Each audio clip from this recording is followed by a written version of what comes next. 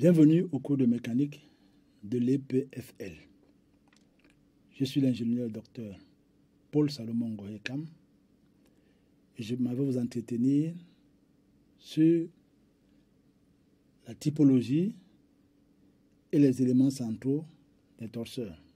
À l'issue de cet exposé, vous devez être capable de dénommer les types de torseurs particuliers que nous rencontrons assez fréquemment en mécanique. Mais aussi, pour tout torseur qui vous sera donné, vous devez être capable d'en donner les éléments centraux.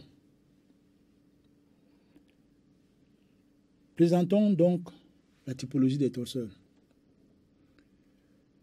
Cette typologie est basée sur l'automoment du torseur. Et nous allons étudier en particulier le torseur dont l'automoment est nul. Évidemment, le produit scalaire des deux vecteurs, donc R et MP, est nul sous trois conditions bien détaillées. La première est que la résultante, dans l'un des vecteurs soit nul, donc notamment la résultante soit nulle. La deuxième, que il existe un point au moins où le moment est nul. Et la troisième est que et la résultante et le moment en P soient tous les deux nuls.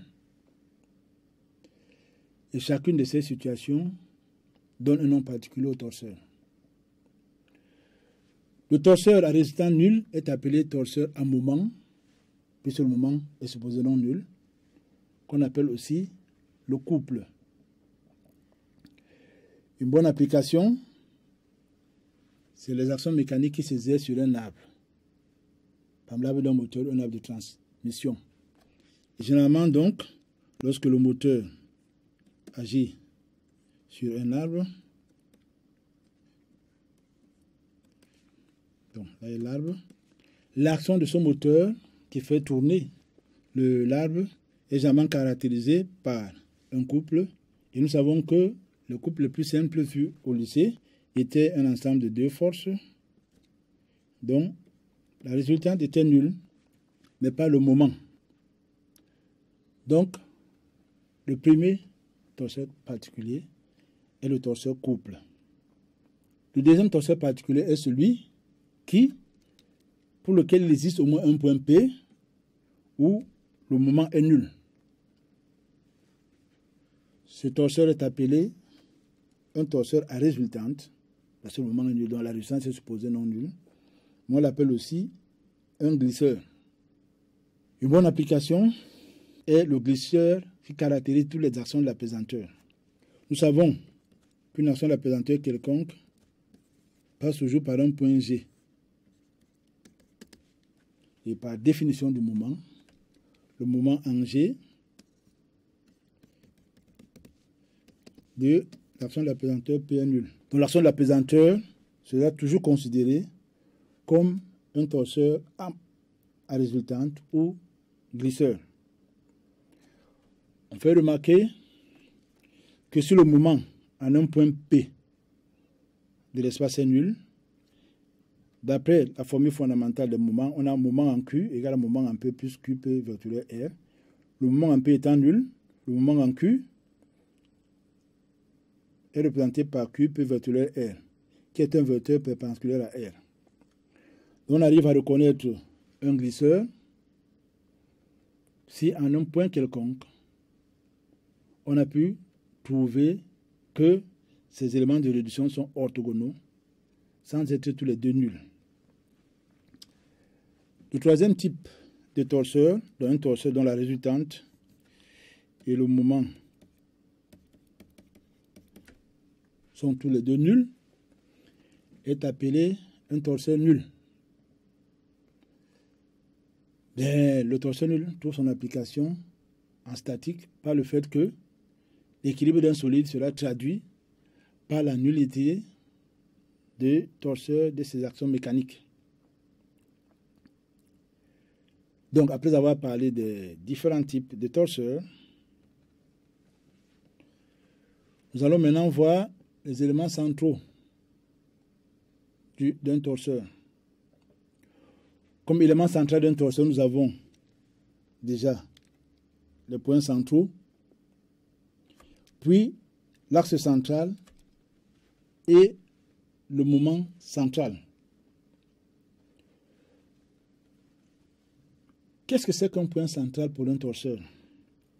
Par définition, c'est un point quelconque C où la résultante et le moment du torseur sont collinéaires. On peut traduire cette collinéarité par le fait que le produit vectoriel est nul.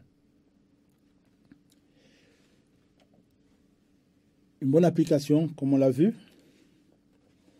c'est de voir que le point G,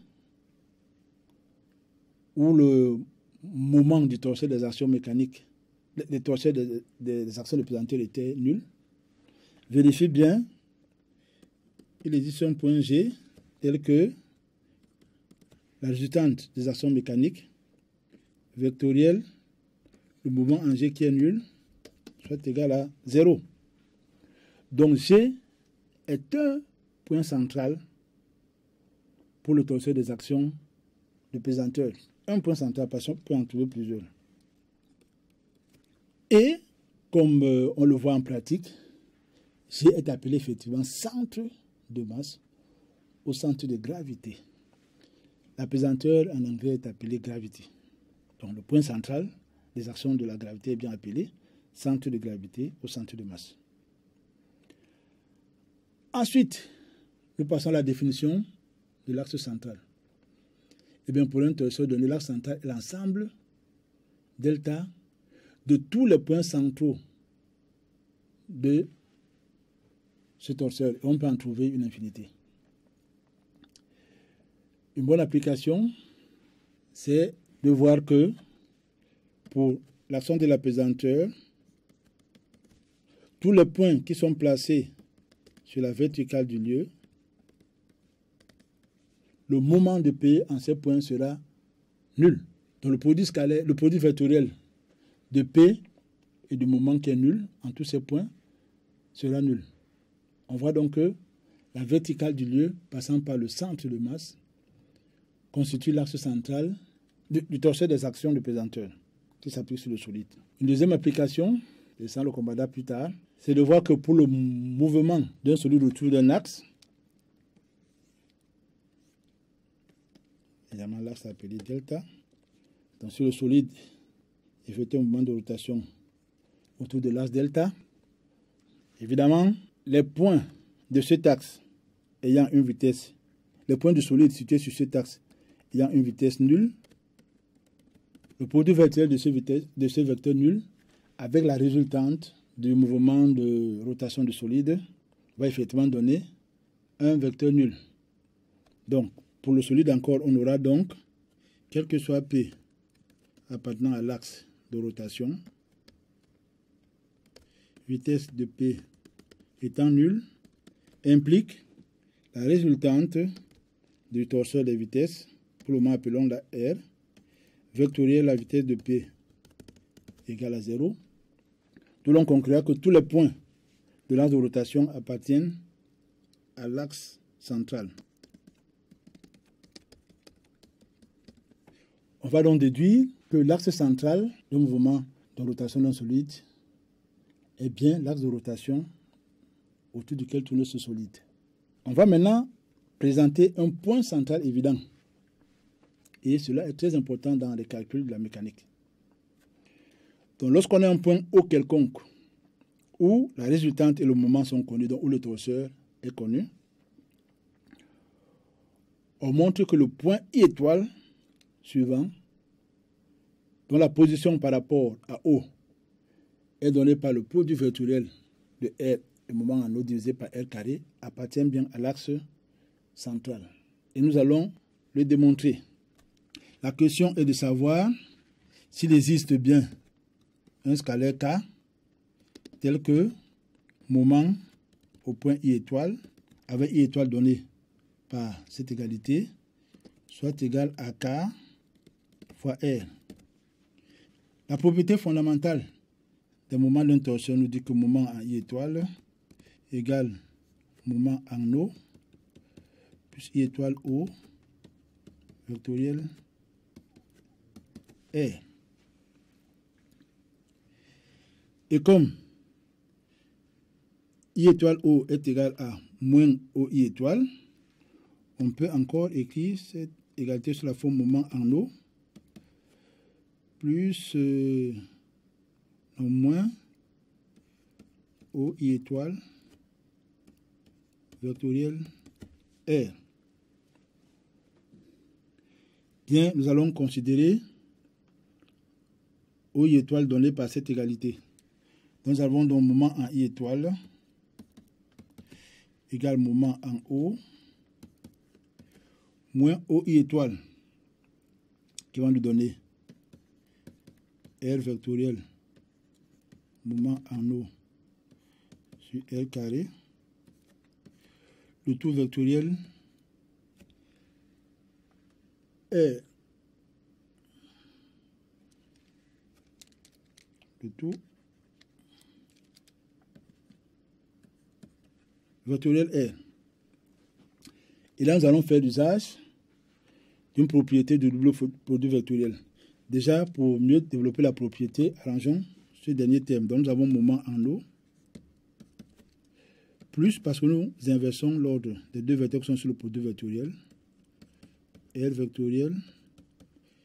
vectoriel moment en O, le tout que divise R carré.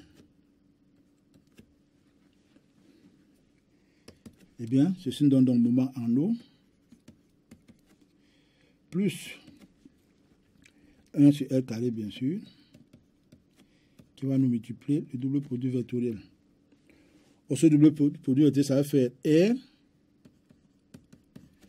qui multiplie le produit scalaire R1, donc qui multiplie le produit scalaire R, moment en O, produit scalaire, pardon, moins moment en O, qui multiplie le produit scalaire R.R. C'est le fameux A vectoriel B vectoriel C égale à B, donc bac B qui multiplie AC, moins cap C qui multiplie AB. On ferme le crochet. Donc ceci nous donne moment en O, plus ici, dans le premier terme, ça va faire R scalaire moment en O sur R carré qui multiplie le vecteur R, moins 1 sur R carré qui multiplie moment en O, R fois R, ce qui nous donne R carré, qui est un scalaire. Donc, 1 sur R carré, moment en O, R carré, les R carrés vont simplifier, donc nous aurons moins moment en O, plus au moment en O, nous pouvons donc déterminer MI étoile comme étant égal à ce terme-là, donc R scalaire moment en O, sur R carré, ce que multiplie R. Donc, si on pose K égale à R scalaire moment en O sur R carré, qui est une valeur connue, puisque nous avons supposé au début que le torseur est entièrement connu en O, alors on a un moment en I étoile, qui est la forme K fois R. On déduit donc que le point I étoile qui est ici est un point central. Autre chose, pour nous aider à la détermination de l'axe central, c'est un vecteur directeur de l'axe central du torseur. Eh bien, on peut montrer, et nous allons le montrer, que notre axe central est bien dirigé par le vecteur R. Et pour le montrer, il sera question pour nous de vérifier que, ou de montrer bien que pour deux points P et Q de l'axe central, le vecteur P qui est collinéaire à R. En effet, si P appartient à l'axe central, ceci veut dire qu'il existe un coefficient, appelons-le pour le moment lambda P, tel que moment en P soit égal à lambda R. De même, si Q appartient à l'axe central, alors il existe lambda Q tel que moment en Q soit égal à lambda Q fois R. Une nouvelle fois, on va appliquer la formule fondamentale des moments, sans laquelle on ne sait pas travailler avec les torseurs. Donc on a moment en P égale moment en Q plus PQ vectoriel R. C'est-à-dire moment en P c'est lambda P R égale moment en Q c'est lambda Q R, le tout plus PQ vectoriel R. En passant lambda Q au membre de gauche, donc ceci nous permet d'écrire lambda P en lambda Q, le tout que multiplie R est égal à PQ vectoriel R. Et ceci nous conduit à une petite discussion. Bien, nous avons au membre de droite un vecteur qui est perpendiculaire à R. Au membre de gauche, un vecteur qui est collinéaire à R. Donc de deux choses l'une. Si lambda P en lambda Q est différent de 0, ok, on a donc un vecteur perpendiculaire à R qui est égal à un vecteur collinéaire à R et non nul. Ceci nous conduit à une contradiction, à une absurdité. Et on est donc obligé de conclure que deux points de l'axe central vérifient bien lambda P égale à lambda Q et qu'on va noter désormais lambda. Maintenant que nous l'avons vérifié, donc, puisque P et Q appartiennent à l'axe central, donc on a lambda P, on a lambda Q qui est égal à 0. Et notre égalité 1 ici nous permet bien d'écrire PQ vectoriel R égale au vecteur nul. Et si PQ vectoriel est égal au vecteur nul, ça veut dire que quel que soit P et Q appartenant à l'axe central du torseur T, P et Q sont bien collinéaires. Le vecteur P et Q est collinéaire à R. On déduit donc que delta est dirigé par R, qui était le résultat important ici. Bien, nous avons pu trouver un point central évident qui est I étoile, et nous avons vu que R est un vecteur directeur de l'axe central. On déduit donc que, pour tout torseur, l'axe central est la droite delta qui passe par le point I étoile et qui est dirigé par le vecteur R. Et ces propriétés sera valablement utilisées pour déterminer les axes centraux des torseurs en mécanique. Revenons maintenant au moment central. Et comme on va le voir, le moment central est la valeur commune au moment en tout point de l'axe central. Nous allons montrer que sur l'axe central, ces moments sont bien égaux. Donc tout à l'heure, nous avons montré en voulant trouver le vecteur directeur de l'axe central, nous avons montré que lambda Q est égal à lambda P, quel que soit P et Q appartenant à l'axe central. Or, moment en P est égal à lambda P fois R, moment en Q est égal à lambda Q fois R. De ce sont déduit donc que moment en P égale à moment en Q. Donc, quel que soit P et Q appartenant à l'axe central. On a un moment en P qui est égal au moment en Q.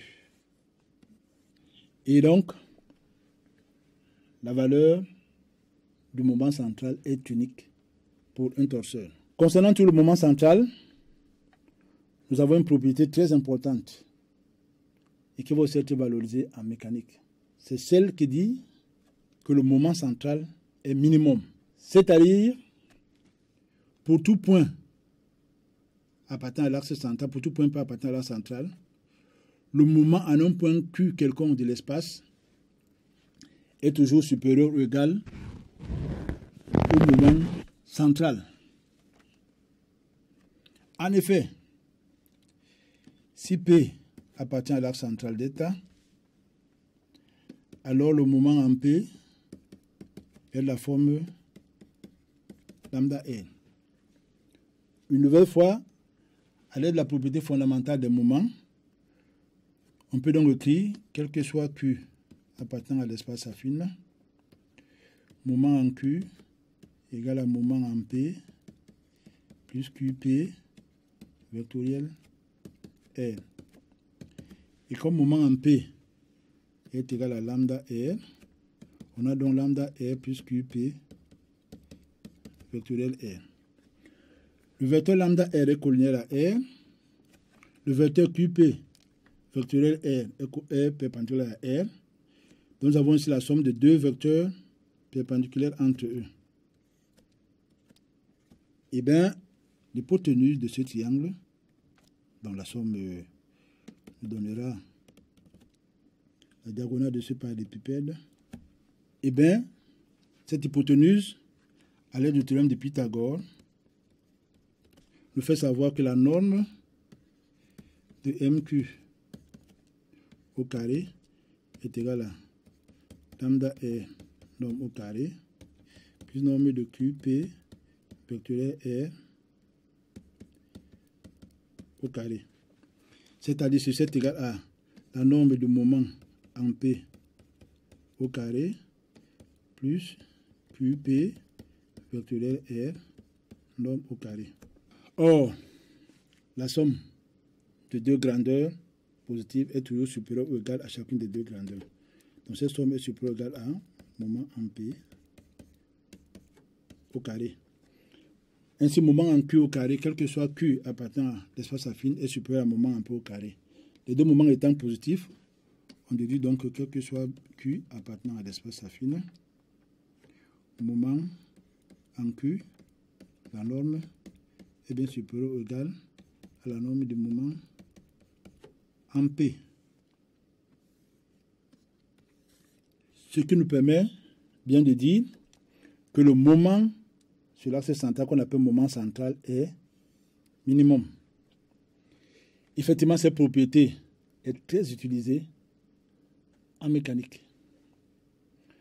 Une application très simple, c'est que pour tenir un objet pesant, un seau d'eau, une charge quelconque à soulever, l'ouvrier devra opérer ou placer ses mains, par exemple, sur un point central du torseur de l'action de la pesanteur afin de minimiser ses efforts. Parce que, comme vous le savez, pour vaincre un effort de pesanteur, il faut non seulement vaincre la résultante, mais aussi le moment qui a tendance à nous faire tourner. Donc l'ouvrier opérera au niveau de l'axe central, donc la verticale, passant par le centre de masse de la charge pour effectuer le moins d'efforts. Il en est de même pour le torseur des vitesses. Donc pour ressentir le moins d'effet d'inertie, le voyageur, le passager devrait se trouver le plus proche de l'axe central du torseur des vitesses. Bien, il nous reste à parler peut-être du pas réduit d'un torseur. Enfin, nous l'avons déjà déterminé, on y revient. On appelle pas réduit du torseur le coefficient de proportionnalité entre son moment central et sa résultante. Donc, c'est le scalaire lambda tel que moment central du torseur, c'est égal à lambda R. Et ça, on l'a déjà démontré tout à l'heure. Cette valeur de lambda vaut bien le produit scalaire de R et MP sur R carré. Ou encore l'automoment du torseur divisé par sa résultante au carré. Mais s'il faut le démontrer, nous allons passer très vite dessus. Donc, pour tout point, on peut même d'ailleurs démontrer que, et ceci n'est pas seulement valable pour les points de l'axe central, c'est pour tout point appartenant à l'espace affine. Donc, si on peut connaître le torseur en un point quelconque de l'espace, on n'a pas besoin de le réduire sur l'axe central. En effet, qu'est-ce qui se passe? Nous avons pour tout point P et Q de l'espace affine, nous avons la propriété fondamentale des moments qui nous dit que le moment en P, le moment en P est égal au moment en Q plus PQ vectoriel, la résultante du torseur. Ce sont tous des vecteurs. Eh bien, nous allons effectuer le produit scalaire de R fois MP, ou encore nous allons déterminer, nous allons calculer l'automoment du torseur. Donc, des deux côtés, nous allons faire R scalaire, moment en P. À gauche, et à droite, nous avons, ça fait R scalaire, moment en Q, plus R scalaire, PQ, vectoriel R. Donc, ceci va nous donner R scalaire, moment en Q, plus, ici nous reconnaissons un produit mix R, PQ, R. Et compte tenu du fait que le produit mix représente le volume du parallélépipède bâti avec les trois vecteurs, et comme nous avons deux vecteurs ici qui sont collinéaires, en fait ce volume n'est qu'une surface plane, dont le volume sera nul. On arrive donc à démontrer que R scalaire, moment en P, est égal à R scalaire, moment en Q, quel que soit P et Q, appartenant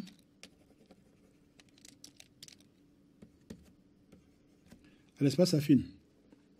Par là, on démontre que l'automoment est bien un invariant scalaire du torseur. Maintenant, nous allons prendre deux points particuliers un point particulier donc de l'axe central. Donc, par exemple, pour Q appartenant à l'axe central,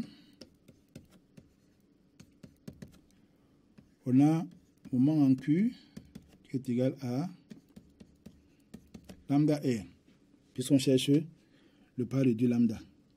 En le mettant dans cette équation, on a donc quel que soit P appartenant à l'espace affine et quel que soit Q appartenant à delta, on a R scalaire moment en P égal à R scalaire moment en Q que nous avons représenté par lambda R. C'est-à-dire que ceci est égal à lambda R carré. De cette égalité dont on tire, le pas réduit du torseur est égal à R scalaire moment en P sur R carré, quel que soit le point P, l'espace affine. Ainsi, le pas réduit d'un torseur est bien caractérisé par ce produit qui est là. Donc, le rapport de son automoment avec le carré de sa résultante. Bien, nous sommes arrivés à la fin de notre partie de travail sur la typologie et les éléments centraux du torseur. Nous faisons une pause là et à la prochaine leçon, nous allons parler des torseurs associés à des champs de vecteurs. Je vous remercie.